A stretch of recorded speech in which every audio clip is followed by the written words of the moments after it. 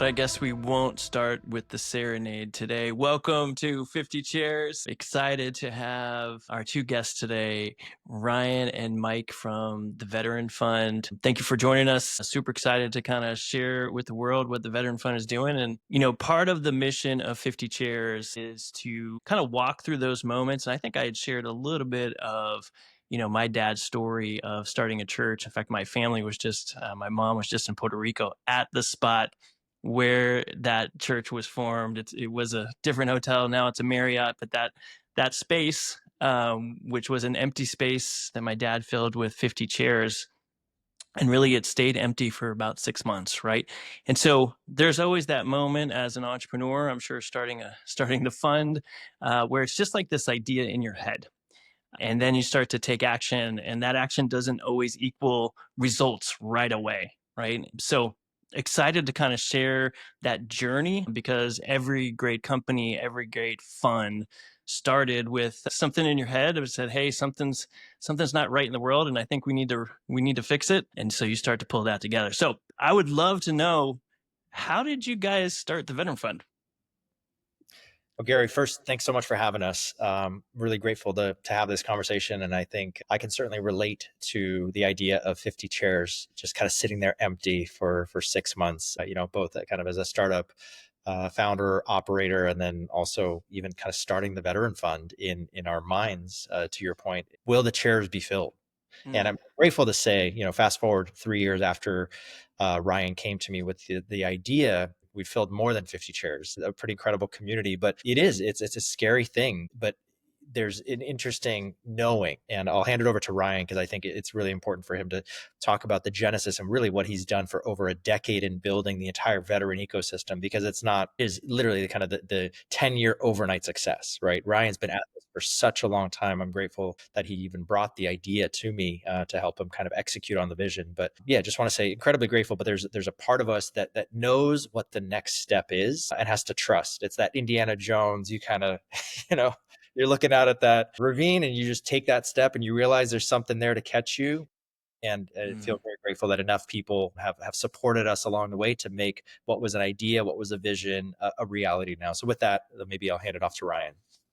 Yeah, thank you. Thanks for teaming up, Mike and Gary. It's always good to see you. Thanks for hosting us today. The Veteran Fund really is the culmination of decades of work that led up to it. It's kind of like the saying where people say, it was an overnight success that took 10 years to make in the making. It quite literally is that. It all started when, I guess, like the genesis of it was when I was serving in the military, where I did 6 years in the California National Guard. I was a radio operator for a search and rescue unit for the state of California. And I was also lucky enough to be born and raised in the Bay Area. And I saw what was happening into tech and tech startups. So as I was getting my undergrad, I knew where I wanted to go. I wanted to jump into the technology scene. So I started working with a few companies, and I was actually able to maneuver my way into a place called the Plug and Play Tech Center, where I was working with the startup that my chief warrant officer actually had brought me onto back in 2010 or 2011. And I went to pitch the CEO of Plug and Play, Saeed Amidi, who's like a prolific investor and just massive success. And he saw what I was doing and invited me to go to these Friday pitch sessions. They were called the EIR pitch sessions. And he said, why don't you come back here for a few Fridays and watch some of these pitches and meet some people? And of course, I immediately jumped into that and I said, yes, absolutely. And then 8 months later, I was still going to those Friday sessions, although I don't think I was supposed to. Eventually, I actually got kicked out because I wasn't supposed to be there. But just showing up and networking and doing the work. And in that process, I met my partner who eventually started Vet Tech, which is a veteran accelerator, Bo Rogers, who was a Vietnam vet, Silver Star recipient, and very accomplished executive. He was the group president of Sprint, worked for Steve Jobs over at Apple. And I found out that he was a Navy veteran. And then him and I started connecting on that veteran level. And then we had the idea of launching a veteran-focused accelerator. And that was one moment. I still remember it very clearly. It was just this moment that just clicked. It was like this kind of light came on. I just knew this is it. This is so obvious. And, I'm going to be working on this. And so fast forward, we built a great portfolio at Vet Tech. And then I had the opportunity, based on the work and the network that I had built, to lead the team at Founder Institute, which is another massive international accelerator. It's the largest pre-seed startup accelerator in the world. I spent a decade growing that organization to over 8,000 portfolio companies across 200 cities. And that gave me a really great perspective on supporting all these entrepreneurs that were in places that weren't veteran led. Like some of them were, we have a program in Kenya, in Rwanda, in Kazakhstan. And so I got this very interesting global perspective of what startup ecosystem were like, and also how to build them. And one of the key things to building a startup ecosystem is capital. And so, if you kind of go back to that time, I still had this passion for launching veteran founded startups. And so I brought the work I was doing at VetTech into the Founder Institute's global startup ecosystem and started launching veteran companies at scale. That turned into a startup accelerator that Mike and I co-founded called the FI Veteran and Military Family Startup Accelerator, that's now backed by JP Morgan Chase.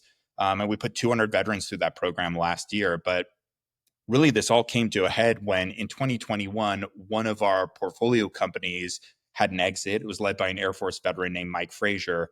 And it was very successful. And one of the things that we had noticed in the veteran startup ecosystem was that veterans like supporting other veterans. They want to come back and serve the community. And so one of the first things he wanted to do is reinvest into other veteran startups. And so he was our first LP in the fund. And, because of that exit, it gave us the breathing room to say, okay, what do we actually want to do? We could spend our time building other companies, but what is our passion? And so Mike and I had some brainstorming sessions. Him and I had developed a really great friendship and working relationship by launching Founder Institute in San Diego. And that was when the idea came, okay, we need a fund to invest in pre-seed and seed veteran-led technology companies.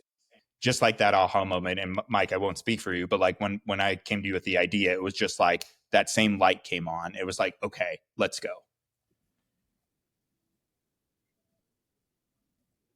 When you talk about the journey, right? You said 10 years, but it sounds like this was foundational even further back than that, right?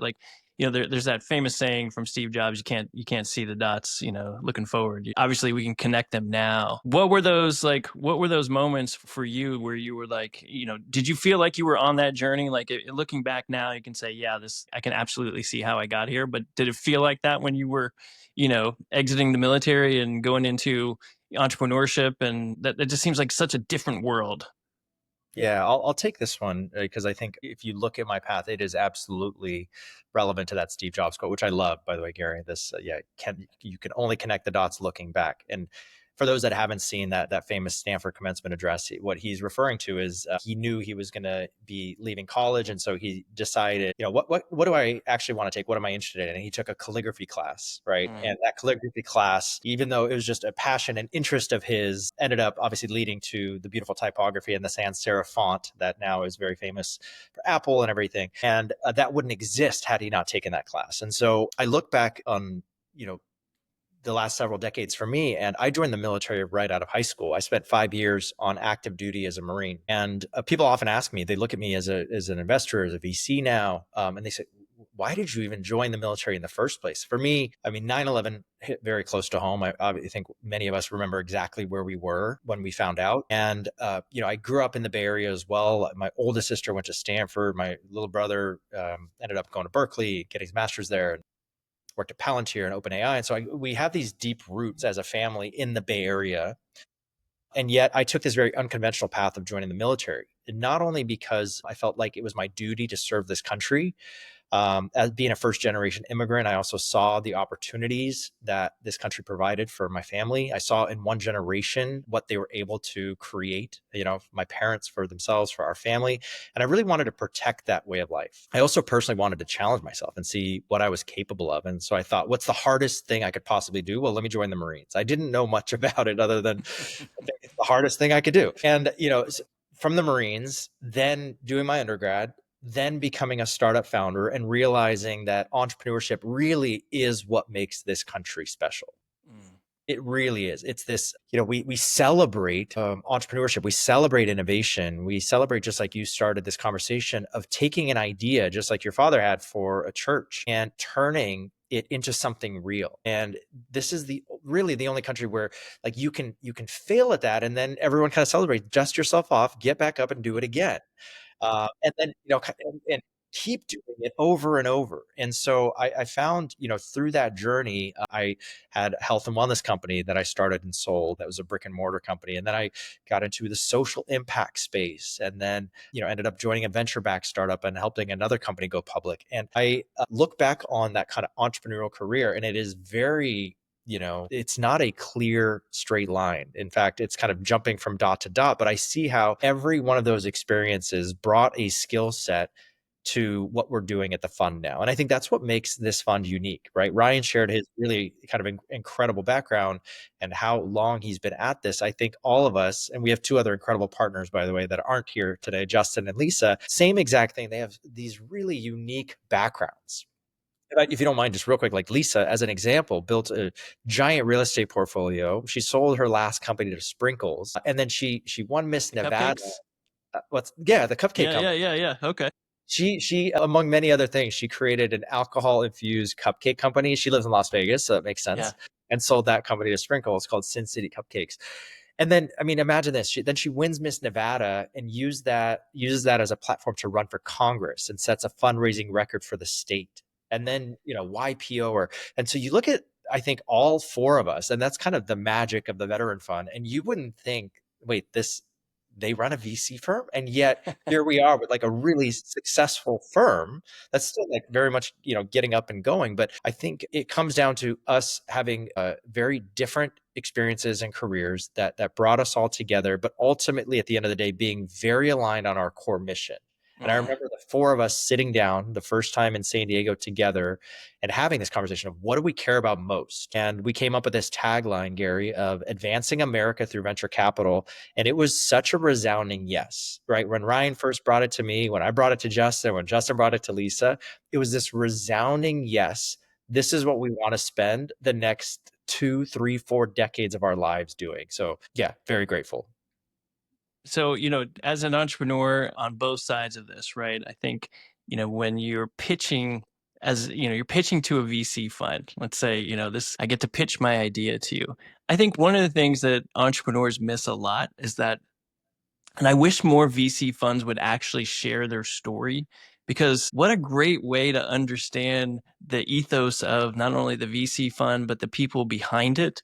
There seems to be this tension, it's like this magic wall, you know, entrepreneurs come, they pitch you, they leave you their deck, and then you go off and some magic happens and you come back with a yes or a no, or a yes and a check. But I know behind the scenes there's a lot that goes on, because you care deeply about this space, you care deeply about the companies that you invest in, and it's such a human endeavor. Like, it is money, yes, you're accelerating people's growth through the funds that you're able to provide, and by kind of aggregating a centralized place to pitch a fund like yours, right? But it is still a human endeavor, and that story behind the fund, I think in a lot of ways it matters, right? It would matter to me if I was pitching you guys and I didn't know the story, because I've seen your website. But so I guess my question for you guys is, as people are pitching you, what's the frame of mind? I mean, all those experiences have to come to the table, right? Ryan, from working with many startups before you even got to the fund, Mike, you running businesses, right? You bring all of that experience, and then you sit in front of someone and they're sharing their dream with you. What's the prep? What are you thinking about? What's the mindset as you're going into it? For those founders that are listening to this and saying, okay, I want to know what they're thinking, because they obviously know what I'm thinking in this process. There's a lot that goes into it. I think for an initial engagement, we want to make sure that there's a little bit of a vibe check, right? We want to get to know the founder. We want to build a little bit of a relationship. And I think that's where this kind of Shark Tank culture has done a little bit of a disservice, because one, it's great that it's celebrated and it's helped entrepreneurship grow, but it's not always about the pitch itself, right? It's really, when you're fundraising, you're building relationships with people. And that's something that we look at, okay, who is this founder? Do we want them in the portfolio? is this, even when we're talking to LPs, is this an LP that we want to go and have dinner with? Like, we're not just looking for money when we're raising the fund. We're also looking for the right values aligned people that we want to spend the next several decades building. And I think that translates well. Like, founders should be thinking about that as well, right? Many times it's like the money and the check is seen as like but it's really the means to the end, right? It's like, bring the right investors on board, fundraise at the right time where you have a little bit of you're coming from a position of strength. So in that initial meeting, a lot of it is relationship building. And of course, before we take the meeting, of kind of like looking at the deck and diving in and making sure it's a good use of time to like at least meet with that founder. So there's a little bit of pre-work that goes into it and screening to make sure, is it a seed stage, veteran-led, critical technology company that's building in a good area? And then we also, we look at meta signals as well. And this is something that I think a lot of founders may or may not know, but how quickly do they respond to an email, or how slowly do they respond? Do they write full sentences? What's their communication style? What does their pitch deck look like? And a lot of these little things you can kind of tell. And I've learned this through Founder Institute. We have something called the Entrepreneurship DNA Assessment, where there's all these like little tells that gives you really interesting insights into the person and the founder themselves that may translate to their ability to succeed as a founder. And I'd love to just quickly add to that too, because it's important for anyone listening to understand our firm, as an example, we invest early, right? We come in at the seed stage. And so every investor, whether you're an angel investor or a VC, in one form or another, looks at three things when evaluating an investment opportunity. They look at team, product, and market. Okay. And under product, you could also say product velocity, kind of how quickly they're iterating and they're and growing. But really, it's those three things. And at the early stage, we've heard this expression of bet on the jockey, not the horse, right? At the early stages, you really are betting on the jockey, AKA the team, and the folks that are building this much more than the product and the market. Because the market, they can say, well, it's this big. Of course, it has to be a big enough market for us to go after, right? We're targeting 100x outcomes per investment for every investment we make. So generally, can this company become a multi-billion dollar company? The product, obviously, we need to have some, moat around it. It needs to have some defensibility. It has to be unique in its own way. It has to be growing. But really, we put a lot of weight, to your point, Gary, of like, what do we look for in that team? And that's why I think our fund is very unique. The Veteran Fund as a firm is unique in that we focus on an archetype of founder, not just what industry are they building in. Our portfolio from Fund One ranges from space to cyber, defense, dual use. We have even, AI, B2B SaaS in there, but really we're betting on the jockey, the team, the veteran leadership. And that, I think, it makes us quite unique. Just like Ryan said, is this the team that we feel confident that's going to execute and bring this vision to life? Right. Yeah, almost like I keep coming back to your dad, knowing what you've said about your dad. I would have bet on him. And it's fine that there wasn't anyone in those 50 seats for 6 months, but he has the type of personality, and I haven't met him in person, but I imagine like that's someone you bet on, that he's going to figure it out and he's going to keep going until he does. And that's what we look for in our founders. So interesting kind of parallel. So you said you would bet on him. He is Army, so I'm just going to put that out there. So that's exactly why. It's going to run through walls. Yeah, so he was 7th Special Forces before he went to Puerto Rico, got out of the Army, and then went back because he had a love for being a soldier, and a love for God, and put those two things together and became a chaplain. So absolutely, like I think there's something about veterans, we all know, Blake Hall from ID.me, and there's just tons of success stories, your fund, other funds that are supporting veterans. There's a veteran culture, and I'd worked on this skills graph problem where veterans were getting out of the service, and they had a job title, but their job title really didn't tell all the underlying skills that you have as a veteran. Like, say, you're a tanker. Well, that doesn't translate to an HR office in the corporate world, right? It's like, what does a tanker do? But there's all of these skills that are associated with being a tanker that do translate really well, or if you're in operations. So I just, kind of watching you two, is there like a mom, dad, or like different perspectives that you guys bring as you're were talking about those portfolio companies, Ryan, I heard you say, hey, like there's little tells that I see. And Mike's like, hey, this is kind of like vibe. Am I vibing with these folks? How do those things kind of come together and you guys talk about this as the entrepreneur leaves the room and Ryan says, yeah, that guy twitched a little too much in that call? Yeah, I would say it's early on, right? We are looking for market validation, right? So it very much is like, okay, what's the traction? Like, do we believe in the thesis of the company? Because we don't invest in ideas. We do kind of late pre-seed, early seed is really our sweet spot. And Yeah. so, when we're meeting as a team, everyone kind of brings a different strength. So like Justin and Lisa both have legal backgrounds. Lisa's got an incredible operations background. I bring a little bit of operations and finance and trend spotting. And then Mike, kind of touches on all of the above, looking at the pitch and things like that. And so with all these, like with our powers combined, we have been able to find really great founders and place really strong investments in them. Awesome. Awesome, man. I love that. Now, your portfolio companies are not all veteran led, right? But they are all in the veteran kind of dual defense space. Is that right? All of them have a veteran on the leadership team. Okay. We, per our mandate, we actually have 20% that 20% of the fund we can invest outside of that. So recently we had an investment, interestingly, that did not have a veteran on the leadership team, but they wanted to get into getting government contracts. So we ended up placing, and we didn't force the company to do this, but we encouraged them and connected them with some very high ranking military folks that are in our LP network that ended up joining their team that are now helping them with their government strategy. So we do ensure that either they have a veteran on the leadership team or they will have a veteran on the leadership team, because that is our core thesis at the end of the day, that leadership is going to make their company stronger. That's going to lead them to successful outcomes. Yeah.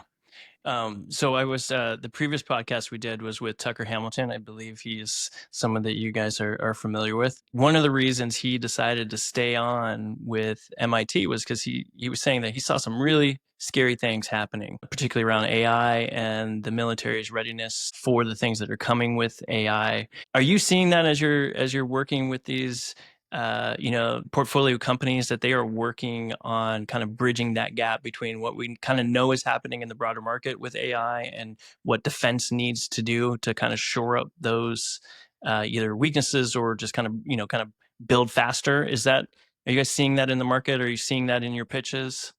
Yeah, that's exactly right. And just a quick note about Tucker. I mean, Tucker is an amazing human. I'm really glad that you got a chance to interview him.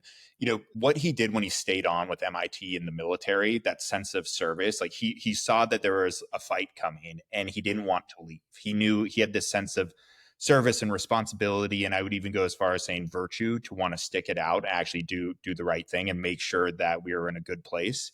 And I think like that is what we look for. I mean, that is a trait that we see amongst a lot of the veteran community. Is you're basically tapping people that raised their right hand, wrote a blank check to the government and said, I'm willing to put my life on the line to serve this country. And so it takes a type of person to do that.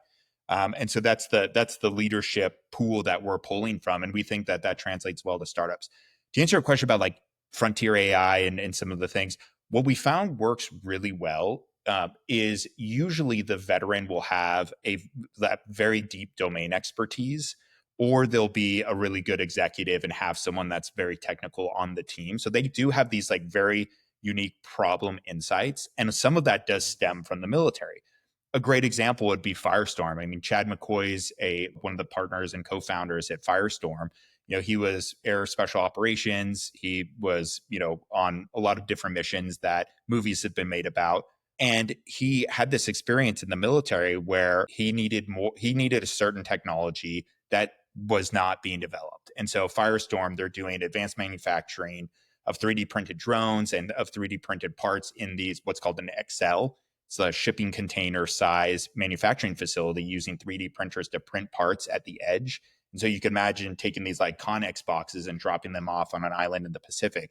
But these are problems that some of our founders have experienced in the military that they wanted to solve. Other times it's problems that they've seen in the commercial markets that they want to solve. So all of them possess some sort of deep domain expertise, which is one of the things that we do look for in that, when we're meeting behind the scenes with the investment committee is like, do they have the expertise and know-how on how to bring this company to market and how to sell it? Interesting. Yeah. I mean, how would you know some of this stuff unless you've been, so to speak, in the trenches of some of this? I actually got a chance to meet Firestorm at Soft Week, and they have not only cool technology, but they have Legos, drones that you can build, and awesome hats. Really, really cool company. So Ryan, I want to go back to something you said. You said there are some instant red flags for you as you were kind of listening, or even before you're getting on a pitch with somebody, from the email, their responsiveness. What are those red flags for you? And Mike, same thing. Is there, maybe they're one and the same, but what are those red flags that say this just doesn't sit right with me? Yeah, and I'll talk just broad strokes entrepreneurship, not specific to the veteran community, but for any founder that's pitching an investor, one of the number one red flags is getting caught in a lie or over exaggerating about something. And it could be something that's meant to be innocent around like your numbers, maybe you round it up a little bit, but like you're putting a bet on a person that they have very high integrity. And so if you find that there's like warning signs that they may be covering the truth or over exaggerating or blatantly lying, that's number one, right? The other thing that I look for too, I already mentioned kind of pitch decks. It's a little bit more meta, but like the age of having a bad pitch deck is over. And so if you have, we call it like brown baggy suit pitch decks, like if you kind of come across as like, not on the, frontier edge of technology, and a lot of time that's translated through the product itself, but also like how it's presented, what's the design of the website, what does that look like? Those are, I would call those maybe orange flags, not red flags, because sometimes you'll get a super technical person with deep domain expertise who just doesn't know how to use PowerPoint very well. And so there are edge cases there. I would say those are two of the main things that I look for when we're having those conversations. Mike, is there anything you would add to that? No, I think as an investor, again, we by definition are in the business of making great returns. I think it's very important for every founder to understand, as fund managers, as general partners of a VC fund, we're just like a startup founder in that we build a firm from the ground up.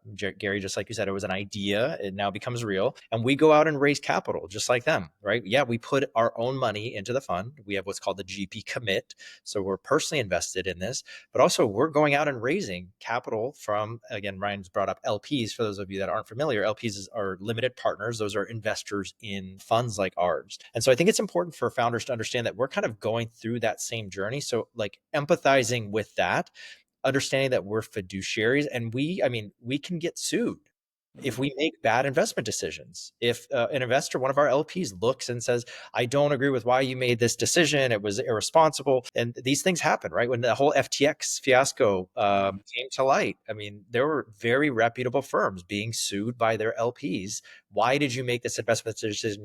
So I think it's important. And I say that because first and foremost, we provide returns for our investors. That's what we do. That's the baseline, right? Above that, we want to invest in great founders, right? We do think before we wire someone $500,000 or $1 million, is this the type of founder that we want to see with $1 billion outcome? And Ryan and I talk about that all the time, is what will this founder do when they have a great outcome? Gary, you're a perfect example. You had a really great, scenario as an entrepreneur. You had a great outcome. And what are you doing? You're back in it. You're creating things of value. You're investing in things that you care about. You're creating projects like 50 Chairs that matter deeply to you. Mike Frazier was a great example that Ryan gave, Air Force veteran. One of the first things he said is, Ryan, I want to be an LP in the fund. I want to invest in the veteran community. So I think there's something to this, like, send the elevator back down. To be honest, myself, Ryan, Justin, Lisa, all of us, if you look at our track record, you would say, yeah, all four of them have successful careers behind them. And yet here we are in many ways kind of sending the elevator back down. I'll say many of the founders that we're investing in are, younger. They're maybe second-time founders, a little bit older, but we're kind of investing in the next generation of entrepreneurs that we want to see succeed. So I say that because it's an intersection of, this is business, but it's also very personal. These are people that we're signing up to, again, have at the table next to us for the next decade or two. Yeah, I think sometimes if you're a first-time founder, for sure, you definitely don't think about this, but it's like a marriage. I mean, you are, as you guys probably know, there's investors that I met as an investor, but we are friends 10 years later. So if they tell me to jump on a plane, I jump on a plane and go do whatever they ask me to do because there's just that level of trust, And right? it's worked out very well for you. It has worked out. I know those stories. I think you were on the receiving side of that plane when I Yeah, got to Austin. that's right. But I don't think you think about that when you first start a company, that the people that you're pitching to, one, are people. They've got stories, they've got their own journeys and backgrounds that kind of they bring to the table. And then second, yeah, you're going to be in this for a long time, right? Like these companies, in order, particularly in my industry in ed tech, I mean, these are 10-year, 15-year kind of investments. It's a long time. So be nice to people. I always tell them, be nice, don't burn bridges, because it's a small world, and you want to keep that friendship over a lifetime. Can I just touch on that, Gary? I think it's so important. And if I find myself kind of coming back to that story that you share of your dad, like there has to be a conviction Mm. and a deep why in what you're building. Your dad is this example. I'm going to do this. I don't care how long it takes me. I have confidence that eventually those chairs will be filled. I think in many ways, to your point of like being kind, not only is it just good practice as a human, but a number of our investors and LPs are folks that I've known for a decade, Mm. 15 years. In fact, our first 10, 20, 30 LPs came from our personal networks. And these are folks that way before we were investors, right? They've kind of watched us over the last decade plus. And there's a level of integrity. There's a level of character that shows up over time. And you never know. Founders become investors, investors become founders, people that you met in a yoga class, and you never know. Like we've had all of these stories, and it's just good practice. High integrity, be a good human, be kind, have high integrity, do work that you care about, and the rest does kind of take care of itself. The right people align with your mission. Yeah, the other side of that is when you get a no. Let's founder gets a no. I think there's this general reaction, just trash the fund or talk. They don't understand my vision, and there's lots of reasons why VC firms give a no, not the right fit. Like they're an ed tech company, but you guys don't invest in ed tech. Like they didn't do their homework. And what I have found is that whatever the reason is, you maintain that relationship because you never know. It could have been timing, could have been whatever it was, right? Example of this in my own personal story is I had pitched, I won't say his name on here, but I had pitched somebody and he said no to me. 6 months later, he was the acquirer of my company, right? If I had just left kind of pissed off and, like write the guy off, no, I was just like, hey, it wasn't the right time, wasn't the right fit, maintain that relationship. There was no hard feelings on my part because of it. And that relationship, had I done it differently and just kind of wrote the guy off, we would have never been acquired by him, right? So you just kind of never know how these things. You never know. And to your point, it is often a timing thing. Funds have their cycles of investment periods. They have industries, they have stages and sectors, you name it. There's a great example of a company, Aerofuse, in our portfolio that it took us a year. The first time we looked at it, we actually said no, but we said, hey, Ryan and Rama, great co-founders, we said, can you please keep us updated? We think what you're doing is really interesting. It's a little bit too early for us, right? Yeah. Sure enough, we'd read their investor updates every month, every quarter. We'd see how they were progressing. And a year later, I said, hey, I think it's about time to take another look. We took a look and made an investment. And so that's a perfect example of just, keep building, have the deep conviction. Yeah, the consistency. That's huge. We've seen that before too. And there's even stories on our side where we've like the consistency piece is important. I think a lot of founders actually drop the ball here, whether it's sending out consistent updates or if it's following up with people. Sometimes founders will reach out to an investor once and then they don't get a response and they never reach out again. There's on both the founder and the investor side, that consistency is important. And that's also another kind of meta tag, which is, did this founder follow up? how professional was that communication? We had to, there's one investor, I won't name the name, but I had to follow up with him 12 times, literally 12 times. And he met us, liked what we were doing, followed up. He would respond and say, okay, like, not now, like check back in a quarter. We checked back in, set up another call, invited him to some events. And literally by like the 12th time, he said, okay, guys, I'm in. And then after he invested, he came to our summit. He said, wow, I am so glad you chased me down because this is one of the best investments I've ever made. And so you have to kind of flip that mentality of like, you don't want to hassle people. You don't want to chase them down and be annoying, but you do want to be persistent. And I think there's a balance between those two things. Yeah. Yeah, absolutely. I mean, it's kind of like what you experience in sales, right? And maybe that's part of it. Part of the deal with founders is, you got to chase down your customers sometimes, not in an annoying way, but you follow up, you keep them in the loop, and at the right time, you bring them in. So interesting. As you've worked with founders, I mean, I think that's one of the awesome things about VCs is that you just see a lot of faces, right? You see a lot of people. People find out that you're a fund, they want to pitch you your idea.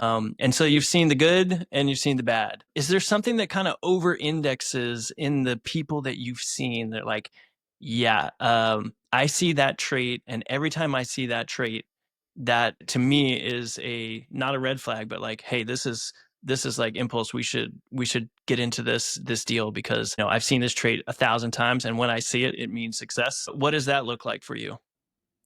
For me, it's extreme competence and domain mastery. And that comes in different forms. Mike, what about you?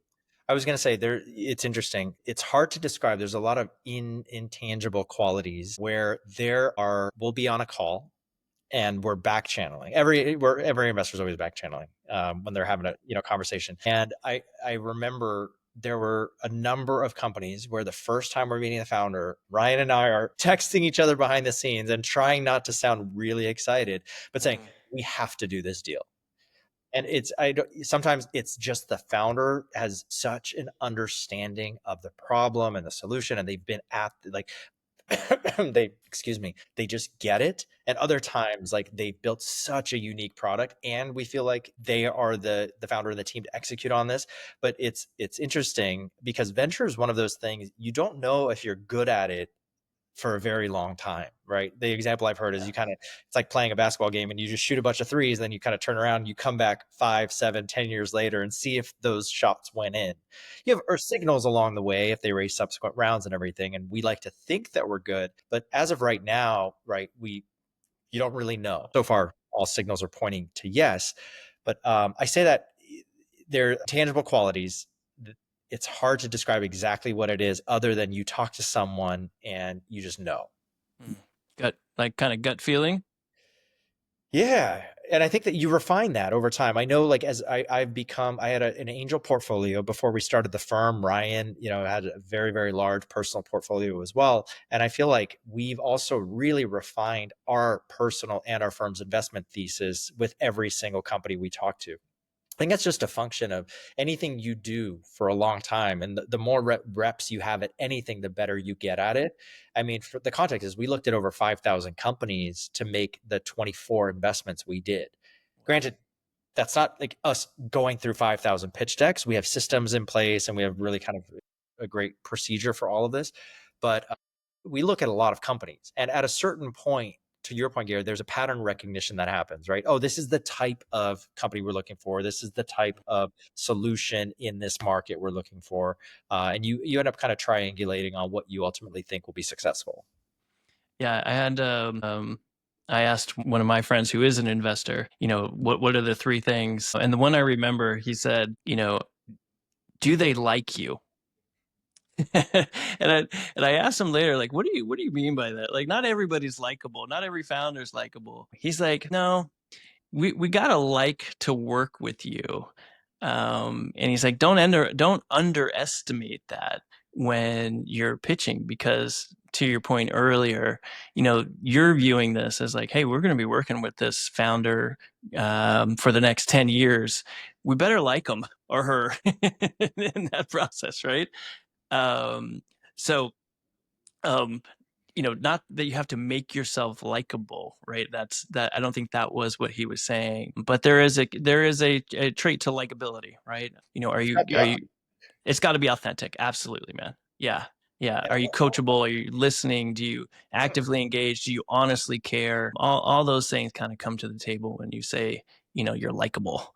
Yeah, I'd like to, caveat that also. I agree. And I think there's also, again, I come back to this idea of conviction, right? Mm, Like we have a mutual friend. I have to, give him a shout out, Chris Goslin, awesome entrepreneur. And yes. there's something about Chris where he is one of the individuals I've met with the highest conviction. And I think we can kind of all agree to this, that he has a set of values that are unshakable, right? A set of Yes. deep core principles. And there's also something about that where I wouldn't say like he tries to be likable. In fact, probably very much the opposite. He says, if Yeah. you're aligned with me, great. If not, that's okay. And I think there's a part of that personality too that we look Mm, for in founders is what do they stand for? Right. mm, And it's not yes. that everyone has to like them, but do they have a deep conviction in who they are and what they're building and why they're building it? And that also brings us more confidence when we make our investments. Yeah, yeah, absolutely. And shout out to Chris. I know he's head deep in military exercises right now. But to your point, I mean, the conviction that he has is contagious. I have to say, part of the reason why I started 50 Chairs and I was with his encouragement to do so, and just he reignited in something in me that it's always there, but it came out more often when I was around Chris, which was. Um, this idea that the US was a startup and that we need startups to be who we truly are as Americans. And um, he just lives and breathes that every day of his life with what he's doing with Skypad. So That's right. um, I mean, imagine, I often say, if we didn't have this culture, imagine what a different world we'd live in. I mean, we not, I don't even want to say we're lucky because we've done this as a country in terms of, and I hope we continue to do so, encouraging innovation and entrepreneurship. But imagine if OpenAI, Google, Microsoft, these huge AI companies we're in China right now. We would be living in a very different world if the CCP controlled those companies. And so I think we need to continue to encourage that. And that's why I think VC is so important, right? Encouraging podcasts like this, where you're encouraging entrepreneurship. It's very, very hard. It's a very, very hard thing to do, to become a startup founder or an investor. But we need more people being interested in it, pursuing it, asking themselves, what is their masterpiece, as Chris Goslin likes to say? What do you care most about? And how do you build that? Because again, we live in a country where that's celebrated, is turning an idea into something real that provides value to yourself, to others, to this country. yeah, and Can I then add one thing about conviction yeah, as well? We kind of started this conversation where, I said like a light turned on and it was like, okay, this is definitely like the path. Same thing when we started the fund, same thing when we're talking to exceptionally good founders. I'll give a shout out to Paul over at Havoc AI. I mean, like when we spoke with him, it's like the light turned on. It was like, okay, this is absolutely a deal we should do. And I think there's something about conviction that turns that light on for people. It's like activating them. And so if mm, you have those deeply rooted beliefs, right, and you stick to them, and if you're able to communicate that in a good way, and if you're able to kind of get those people on board, that's so helpful when it comes to raising money or bringing on talent onto your team or really just reinforcing your mission. And so, one of the things that we've done at the firm is really show strong conviction and patriotism towards the fund. On July 4th, we put out this declaration, right? It was like the new declaration of independence, but for building technologies that matter in America. And, we found that even over the last few years, continuing to echo the conviction that we have in our country has actually brought the right people to the table and activated people in our network. So I would encourage all founders, like, find what you truly believe in, turn that conviction on and make it contagious and try to turn the light on in others. love that, man. It's interesting because that is rewind the tape 3 years ago, 4 years ago, even, and people were afraid to talk about stuff and afraid to say what they really feel, in all aspects and domains, right? But when you feel a conviction, and I again, Mike, just to reference my dad, it was clear that my dad was doing this for all of the reasons that he deeply believed in. Watching him cry on the way home as a kid, not understanding that. I didn't understand why my dad kept going, but it was clear that whatever it was, he was not going to stop until he reached, a success, and whatever that meant for him. So there's that aspect of it, and having the freedom to be able to have that conviction and bring others along with you, find your tribe, so to speak. What a blessing to have that, in a country, and in a group of people, and a group of friends. So absolutely, I would encourage everyone to, just whatever it is, put it on the table, right? Find the people that align around that. If that's not, the particular fund, it's just not them, right? Go to the places where that resonates, and be true to yourself, right? So I'll stop preaching. I do have a question. Most memorable pitch.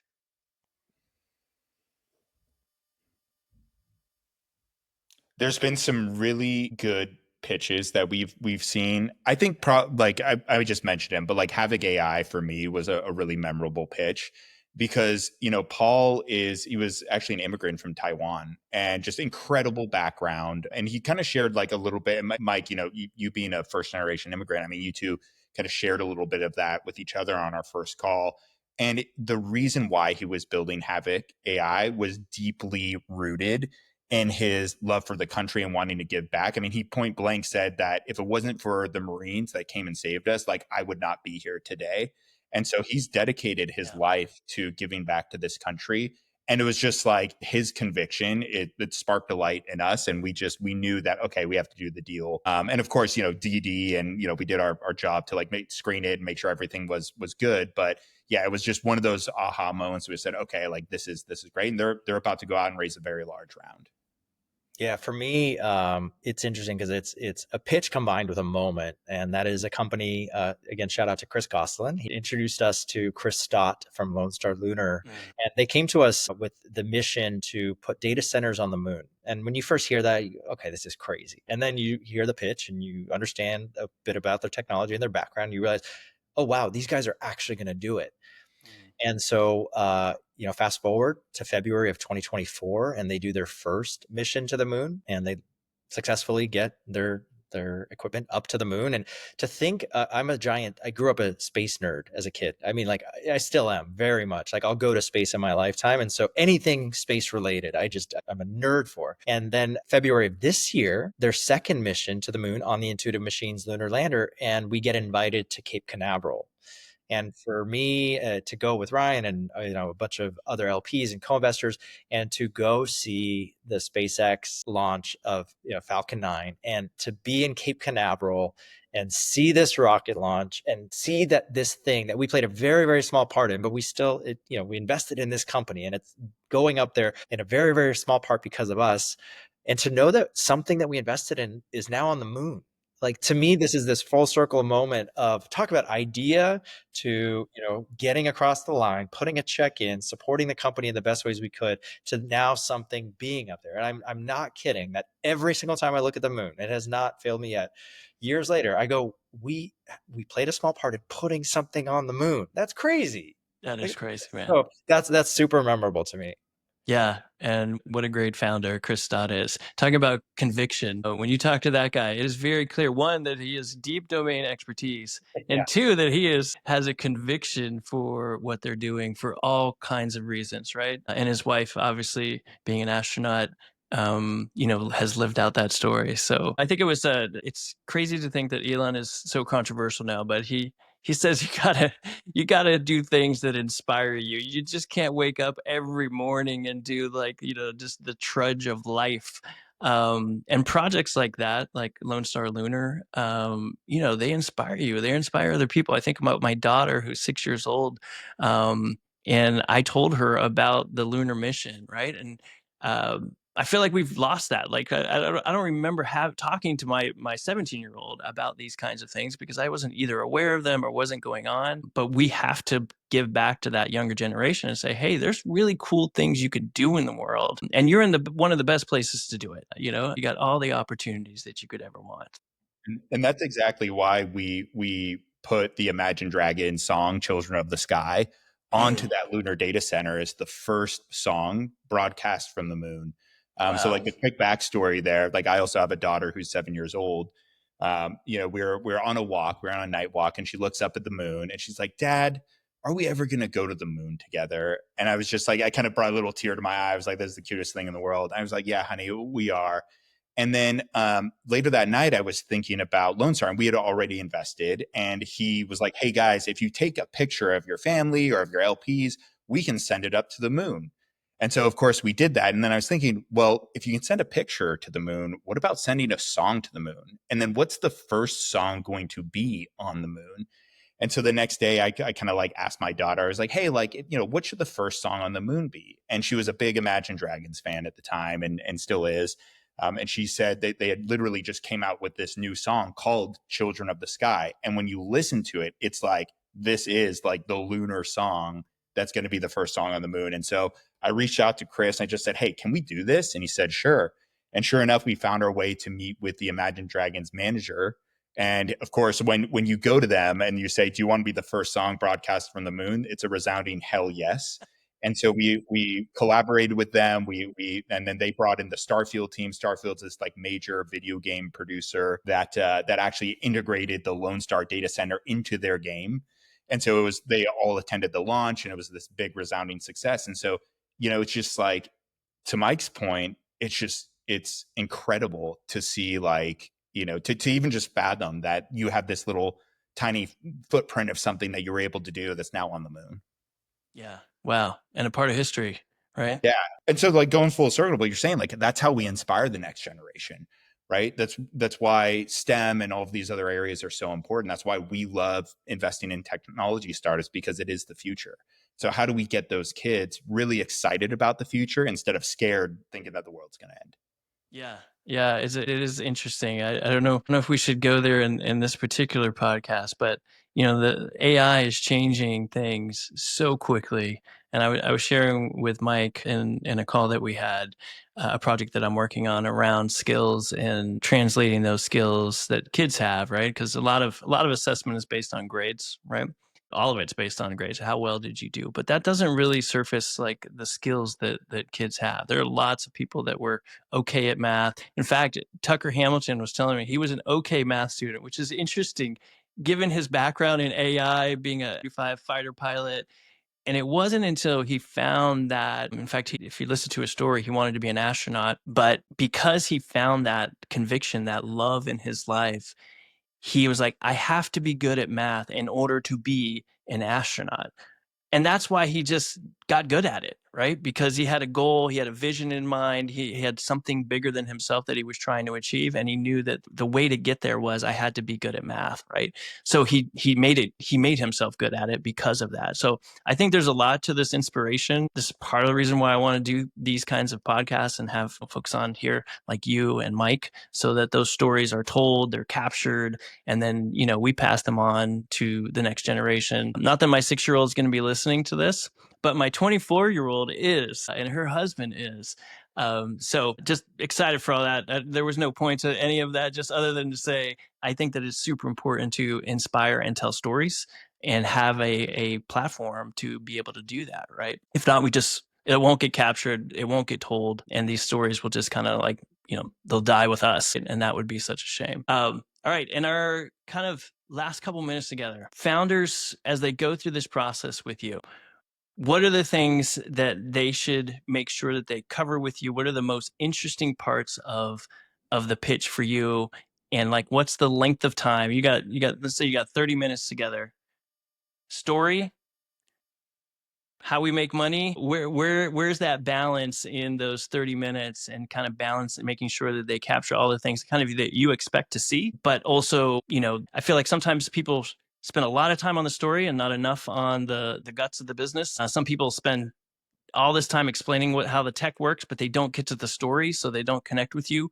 Where's that balance as you guys listen to a pitch? I'll give all the founders here a pro tip. When you start a meeting with an investor, do not just immediately go into your pitch, right? Take literally like at least the first 2 minutes to build the relationship. And like, some investors are more hard nosed than others. Maybe they want to dive right into the pitch, especially if they're an institutional. Like, they're not there for you; they're there to see if your company is good. But at the same time, there is something very human about investing. And it's important to build that relationship. Stanford actually did this study. I forget when it was, but they were able to determine that the first 2 seconds of a first impression is just as accurate as a 30-minute interaction with a person. And so that even if it's just like coming on, smiling, saying hi, giving them like a warm, like those things really matter, and it has this lasting effect. And so build the relationship, ask where they're from, ask you about their background, have them share their background first, because now they're talking at the beginning. And then the more that the other person talks in a conversation, the better they feel about how that conversation went. So if you immediately just say, hey, okay, here's my pitch, like, and then like 30 minutes later, the call's up and the investor hasn't had a chance to say anything, that's incredibly important. So the way that I would recommend founders structure this is build the relationship, 2 minutes, who they are, get them to just share their background, maybe share a little bit about their fund or their investing thesis, and then go into like maybe a short background on themselves. Like, I think it's incredibly important that founders first talk about themselves versus their company, because it sets the stage for the rest of the pitch. It's the cornerstone of everything. Is like, who are you, and can I believe what you're saying? And is this like the type of founder you want to invest in? And then literally like 3 to 5 minutes, maybe run through the deck, and always ask, like, do you want me to run through the deck, or do you want to just have a conversation? And get to traction up front. Like when investors are reviewing decks, 99% of the time they're going to go, slide 1, slide 2, slide 2, skip. All right, where's the traction? Okay, what have they done? Right? Show me that it's there. Then they're going to see, oh, wow, they have $1 million in revenue. Okay, now let me go back and pay more attention to what it is that they're building. And then, like, is this like a market opportunity? Can this get to $50 to $100 million in revenue in 5 to 7 years? And like, if you can triangulate that well, then they're going to want to have a follow-up conversation. And so always end the meeting with next steps. It's all about getting to the next meeting. So get them interested enough through your traction, through your background, and through the opportunity that you're doing, that they're going to want to meet with you or bring in their partners to learn more. Man, we will put that in the playbook. There's a playbook after every episode, and that will definitely be in there. I have an opportunity to work with college students around pitch decks, and this always comes up. Really, it's like, can you teach entrepreneurship? Some people laugh when they say that, but there are aspects, right? There is an art to doing a pitch. I think you definitely can learn. And what's interesting is a lot of times the university is encouraging them to go right into the product. And it has been my lived experience, and I'm so glad you said it here, is that they don't really care about that until they get the chance to know you a little bit. It can't be just like product. Here's my traction. Here's all this. Like have a relationship a little bit, as much as you can in this kind of environment. So I love that. Mike, what's your pro tip? I'm going to double click on a few things Ryan said, because I think they're very important. It's a people business. So we want to get to know the founders. We learned this the hard way, actually pitching the veteran fund. When we first went to LPs, is we would get right in the pitch deck. Let me run you through the deck. We kind of told them how the call was going to go, and we're getting kind of mixed responses. And then we started doing what Ryan said, which is, so we have half an hour. How would you like to structure the call? Put it in their court, and they tell us, you know what? Yeah, let's run through the deck for 2 minutes, and then I have some questions for you. Or let's spend a little more time on this part of your deck, right? Maybe they'll say, I reviewed it. A lot of times you'll send your deck in advance, right? They've already seen it. And so it's very important to ask them how they want to run the call, not you forcing your agenda. The worst thing they can do, and this has happened a couple of times, so I just feel like I have to shout this from the rooftops.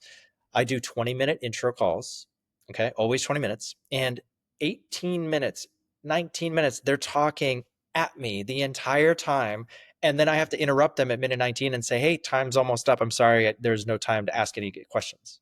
Thank you for your time. And so I think it's very important for founders to be mindful too of ask how it's being run, make it a conversation, right? Don't talk at them. And also kind of pause for understanding. Is there anything else you'd like me to focus on? Do you want me to focus more on the problem? Do you want me to focus more on the solution, more on our team? But in general, keep it very simple. And to Ryan's point, the goal of that initial meeting is to build enough interest for the investor to want to take another meeting or to bring it to their team and say, hey, I came across this really interesting company. And they need to be able to explain it simply. I can't tell you, Gary, how many pitches I've walked away from where I said, I still don't know what they do. I don't know if you've come across companies like this. So you have to be very clear too. Can you explain it simply enough for the investor to understand and go tell their investor friends? Because I've also gotten off calls where I say, wow, this is awesome. Hey, Craig at Moonshots. Hey, Brad at Scout. Hey, Paige at Outlander. I came across this company that one sentence, they do this. You need to meet them too. So I hope those are helpful because I'll just add that I think it's really funny that we live in this culture, especially like, I've run startup accelerators in the past and everything's like pitch, pitch, pitch. And like Shark Tank, it's like pitch. And then like what actually ends up working when you're really talking to investors is not pitching, is having that conversation. And so it's so counterintuitive, but I think that the act of getting really good at pitching allows you to refine that message so it's really clear and simple and they can walk away understanding what it is you're doing. That's important to master, and then you can just talk at different points around it. Yeah, there's this quote that I heard, and I think it was from Mark Twain that it was attributed to. I would have written you a short letter, but I didn't have the time. And there's such impact in that, right? Because in order to be concise, you really have to know your stuff to be able to have a conversation like you're talking about, right? You have to have that conviction. And that always stuck with me because you always think, oh, that should be easy to do, but really it takes expertise to write something craftful and short at the same time. So, all right, well, how can people find you on the Veteran Fund, and then what's next for you guys? I'll jump in. Veteran.fund is our website. You'll see if you're a startup looking for funding, if there's a veteran on the leadership team, we are actively deploying. So we're writing checks. Feel free to submit an intake form. Takes less than 30 seconds to fill out. We are preparing, PitchBook just announced this, for our fund to raise. We are not officially raising yet. And so just kind of, we're excited about the next chapter here as we kind of round out our Fund 1 investments and scale what we've done at Fund 1 with Fund 2. And the most important part of all of this is whether it's on the founder startup side or the investor side, it's just building a great tribe. We, in fact, posted, if someone goes to veteran.fund/tribe, they'll see this piece that was written by one of our LPs titled "A New Tribe is Born." Again, we are building something that is multi-generational. This is something that will far outlive us, and it's important that we do this with the right people. So if someone listens to this interview and they say, hey, I'm kind of interested in what they're doing, or I have conviction behind what Ryan, Mike, and Gary are talking about, I encourage them to reach out, even if they're not a founder or investor, and we'd love to meet them and learn about what they're building. And we're much stronger together. Those are my thoughts. Ryan, anything else to add? I think you nailed it. Awesome. Love it, guys. Well, thank you for joining us. Thank you for listening to 50 Chairs. We share stories of builders and founders and funders who are doing great things in the industry, and we hope you join us for all future episodes.